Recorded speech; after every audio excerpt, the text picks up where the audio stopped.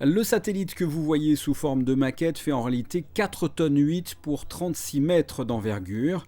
MonacoSat sera lancé depuis Cap Canaveral en début de semaine prochaine à 52 degrés est. Voici la position orbitale qui appartient à Monaco, 36 000 km au-dessus de l'équateur. Ce satellite de télécommunication a un but principal pour Monaco.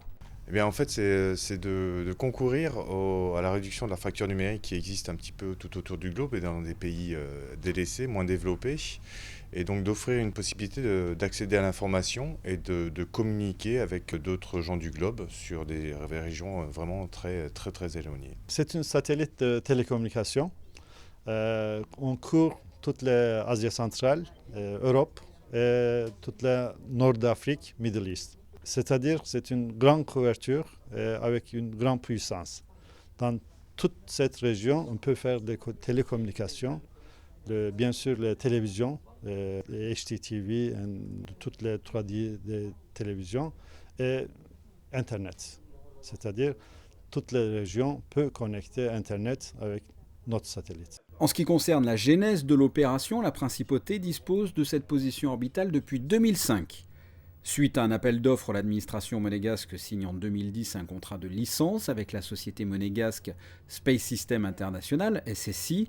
2 ans plus tard, un contrat tripartite est signé entre SSI, le gouvernement du Turkménistan et le constructeur basé à Cannes, Thales Aliena Space, pour la construction et le lancement de ce satellite. En droit international, une position orbitale ne peut être qu'allouée par l'Union internationale des télécommunications à un pays souverain, dont Monaco fait partie, l'Union, et sur lesquels nous avons candidaté en 2005 pour l'allocation de cette position orbitale. Cette position, nous la donnons en licence à un opérateur privé comme SSI pour qu'il puisse mettre un satellite et délivrer des moyens de télécommunication sur toute la zone de couverture.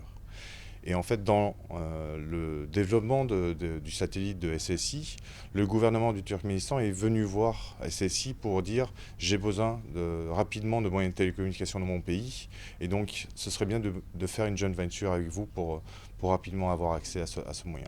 Le Turkménistan ayant hautement participé au financement de la construction du satellite, dont le coût total est de 300 millions d'euros, 26 canaux appartiennent à ce pays d'Asie centrale. Les 12 autres sont commercialisés par SSI. Le satellite sera d'ailleurs contrôlé de Fontvieille par Space System International. La société américaine SpaceX se charge du transport dans l'espace via sa fusée, un Falcon 9.